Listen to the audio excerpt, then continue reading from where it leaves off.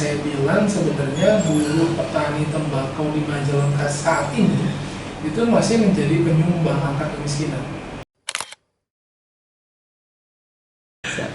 Ya, Assalamualaikum Pak Kadis. Waalaikumsalam warahmatullahi wabarakatuh. Ya, luar biasa bisa berkenan hadir Siap, di acara bincang-bincang kami ya. Terkait dengan hari ini kita punya bincang-bincang tentang DBHCHT Pak. Siap. Ya. Kami sudah melakukan bincang-bincang juga dengan beberapa perangkat daerah yang lain, yang kebetulan perangkat daerah dimaksud adalah diamanati atau diberikan mandat juga untuk pelaksanaan pemanfaatan DBHCHT. Ya, kita berkeinginan bahwa dana DBHCHT ini lebih terencana, terukur gitu dengan hasil yang optimal. Demikian juga tata kelolanya lebih tertib, lebih teratur. Gitu. Jadi begini Pak Kadinsos, ya dana DBHCHT ini dana yang sangat istimewa menurut hemat saya ya, bahwa DBHCHT dana ini nggak pernah kena reko pusing. Ya kalau nggak salah nggak pernah kena reko pusing. Terus yang keduanya juga peruntukannya juga ada diatur oleh Permenku, tapi ingin kita terjemahkan sehingga tata kelola di kita lebih tadi tertib. Sehingga kita sedang menyusun roadmap tata kelolanya kita masukkan dalam regulasi, bahkan dari kita juga ingin mengadop digitalisasi dengan membangun sebuah sistem informasi manajemen. Dengan model-model yang itu ada respon dari Pak Kadinsos karena saya melihat core Pak Kadinsos ini ya masuk juga di dalam pemanfaatan DBHCHT ini gitu. Ya, khususnya dalam konteks pembinaan lingkungan sosial Pak, gitu. Apalagi dikaitkan dengan bagaimana untuk mempercepat prioritas daerah dalam hal penanggulangan kemiskinan. Komentarnya Pak, pendapatnya, masukannya seperti apa? Baik, terima kasih Pak Asisten. Saya diundang dalam rangka podcast kali ini. Pertama, saya jujur berterima kasih Pak dapat respon untuk menjadi salah satu narsum di podcast ini. Kami mengawali bahwa dinas sosial punya peran penting dalam pengentasan angka kemiskinan. Dalam potret kami di dinas sosial, bahwa salah satu pendukung angka kemiskinan di Majalengka salah satunya adalah dari kelompok petani, bahkan buruh tani. Jadi kalau boleh saya bilang sebenarnya buruh petani tembakau di Majalengka saat ini itu masih menjadi penyumbang angka kemiskinan. Nah, salah satu upaya yang ingin kami sampaikan ke Pak Asda dalam rangka podcast kali ini, kami membawa misi bagaimana kemudian nanti DBHCHT punya peran dalam rangka meningkatkan pendapatan buruh-buruh tani pengrajin tembakau. Karena sampai hari ini belum tersentuh. Mereka baru tersentuh hanya dalam rangka mengurangi beban pengeluaran dengan diberikan bantuan langsung tunai. Kemudian juga mereka bagian dari juga penerima program-program Kementerian Sosial. Nah, tentunya kami berharap di dalam penyusunan roadmap ini ada salah satu poin penting bahwa ke depan DBHCHT itu bisa dimanfaatkan dalam rangka peningkatan pendapatan buruh petani tembakau. Nah, kalau ini kemudian diadop, kemudian dieksekusi menjadi sebuah kebijakan, maka dinas sosial akan sangat berterima kasih. Tentunya sumbang saran kami dalam rangka bagaimana peningkatan pendapatan buruh tani tembakau, tentunya kami punya peta potensi. Dari beberapa kami melakukan konsolidasi dengan rekan-rekan pendamping sosial di masyarakat, ternyata para buruh petani tembakau itu mereka juga merupakan bagian dari anggota penerima bantuan kelompok usaha bersama, khususnya dari sektor peternakan. Jadi di wilayah-wilayah yang petani tembakau itu seperti di Lemah-Sudi, itu ada yang petani tembakau itu juga penerima program bantuan kelompok usaha bersama. Tapi tentunya bukan dari APBD Kabupaten Pak Asisten. Mohon maaf, ini baru dari APBD Provinsi. Nah, kalau kemudian kita membangun basis peningkatan pendapatan dengan program kelompok atau misalkan kami di Majalengka sendiri ada program peningkatan pendapatan berbasis keluarga, maka saya yakin paling tidak dongkrakkan dari sumber pendapatan BPHCHT untuk mengurangi angka kemiskinan ini akan semakin baik semakin tahun. Mungkin begitu Pak. Luar biasa nih informasinya Pak Kadinsos. Ternyata eksistensi DBHCHT ini mampu menginjeksi ya terhadap program kemiskinan sepanjang memang tata kelolanya diatur gitu ya. Ini menarik karena memang tadi letaknya di buruh ya di buruh tani. Bahkan mungkin saja itu bisa dikembangkan ke yang lainnya. Yang menarik satu lagi ini Pak Kadinsos terkait karena ada targetan layanan yang harus diberikan kepada kemiskinan gitu ya, layanannya seperti kalau layanan kesehatan, layanan kerja atau layanan produktivitas lainnya. Adakah rancangan yang sudah dibangun oleh Pak Kadinsos selama roadmap ini 5 tahun Pak? Oke. Jadi selama 5 tahun sudah tergambar Pak? Ya. Baik, kami sebenarnya di Dinas Sosial itu punya targetan untuk coverage Kartu Indonesia Sehat yang bersumber dari APBD khusus bagi petani tembakau dan buruh rokok pabrik rokok. Kalau kami mencatat di dalam data penerima bantuan iuran jaminan kesehatan itu hampir 95% buruh petani tembakau itu sudah di cover oleh Kartu Indonesia Sehat melalui bantuan iuran APBD. Kemudian juga yang buruh rokok memang tidak semua di cover oleh bantuan iuran APBD untuk Kartu Indonesia Sehatnya, karena memang mereka terdaftar juga di tenaga kerjaan termasuk juga dari jaminan kesehatan.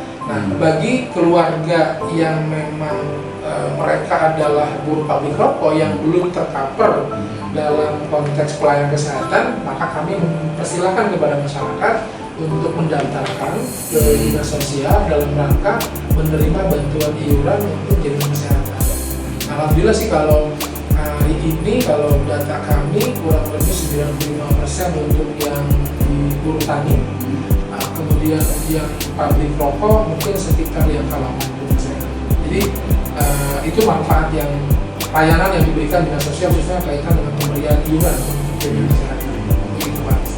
Oh ya, berarti sudah luar biasa ya tingkat pemanfaatannya itu. Berikutnya Pak Kadinsos, ini terkait kira-kira menurut pemikiran Pak Kadinsos kontribusi pemikirannya seperti apa ya dari layanan sosial yang harus diatur. Tapi dengan sumber dana dari DBHCHT, apa kira-kira yang menarik? Sebenarnya kalau kami cenderung ingin merubah apa yang selama ini berjalan Pak Sister. Jadi pemberian bantuan sosial kepada buruh petani tembakau dan kepada buruh pabrik rokok menurut kami sebenarnya harusnya cukup. Jadi bagaimana kalau kemudian program itu kita alihkan kepada peningkatan pendapatan, bukan lagi kepada pengurangan beban pengeluaran masyarakat dalam bantuan sosial. Kenapa demikian? Karena kami melihat beberapa yang kami usulkan juga kepada pemerintah provinsi, ternyata mereka-mereka yang menerima bantuan sosial itu sebenarnya dalam konteks pengeluaran mereka sehari sudah cukup sebenarnya. Justru yang kurang itu bagaimana peningkatan pendapatan. Nah, kalau kemudian ini menjadi priority program roadmap DBHCHT bahwa ke depan pendekatan pengurangan angka kemiskinan melalui program pemberdayaan masyarakat ini akan lebih efektif menurut saya. Dana itu digunakan maupun nanti dampak terhadap penghapusan kemiskinan, apalagi kita punya PR dari Pak Presiden tahun 2024 zero kemiskinan ekstrim. Nah, ini mungkin yang barangkali sumbangsi saran kami dari Dinas Sosial.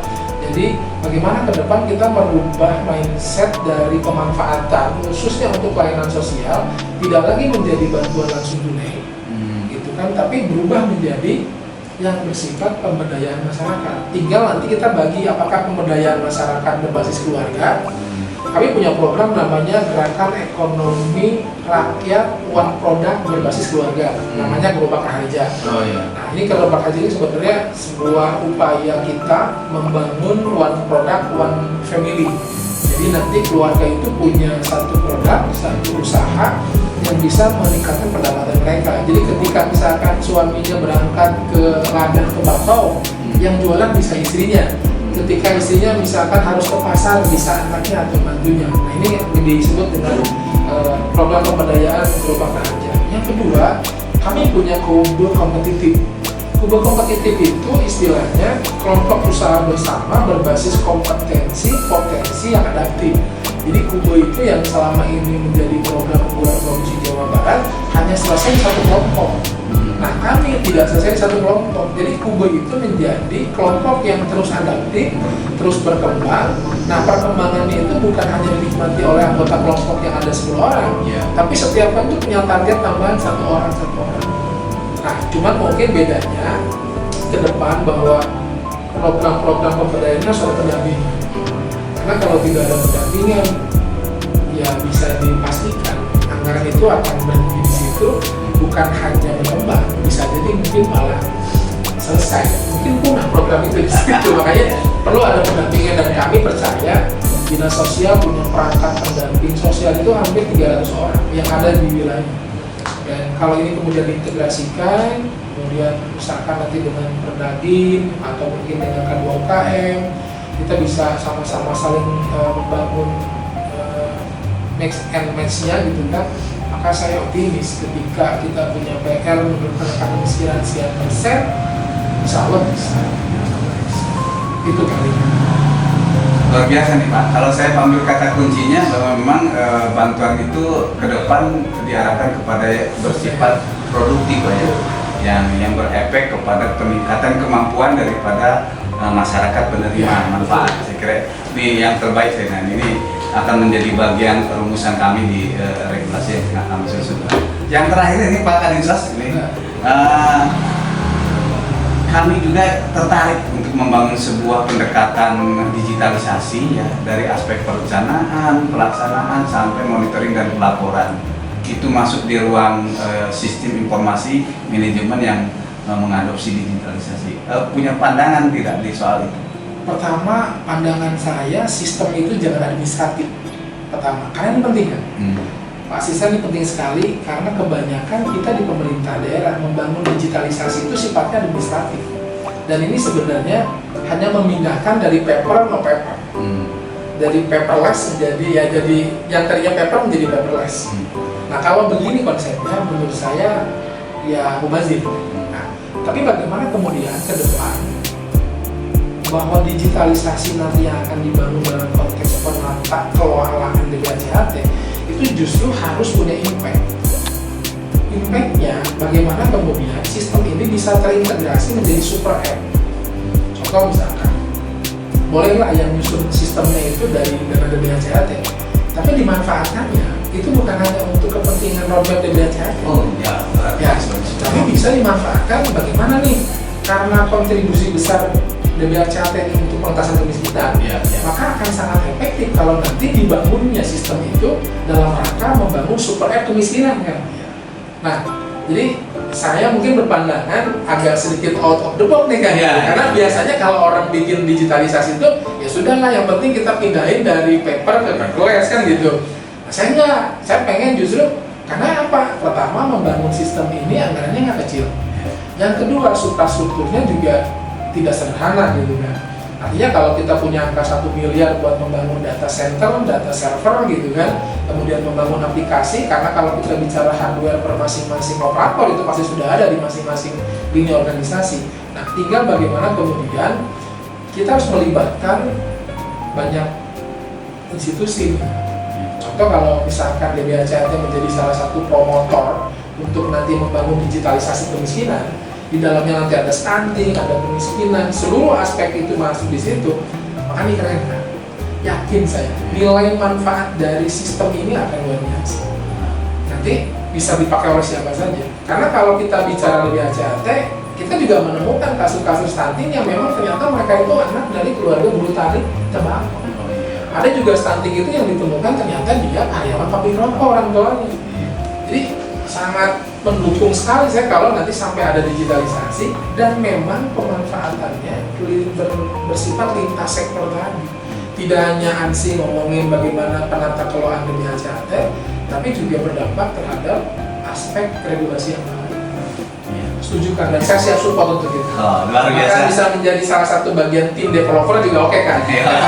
Tim sosial. Maka Dinsos ini luar biasa. Saya sangat senang dengan ide dan gagasannya karena ini kelihatannya membumi Pak ini. Ya, sistem ini kami juga sangat tersentuh tadi dengan apa yang digagas oleh Pak Kadinsos karena membuat sistem memang harus membumi, harus betul-betul kemanfaatannya dirasakan, tidak hanya tadi yang dikatakan oleh Pak Kadinsos memindahkan paper ke paperless ya, tapi betul-betul sistem itu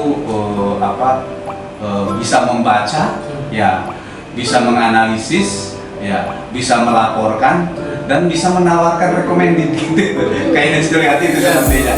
Oke Pak Kadinsos, saya berterima kasih atas kehadirannya. Sama-sama Pak Dirjen. Ya, akan memberikan nuansa ya dalam kita merumuskan pemanfaatan dan penggunaan BPH.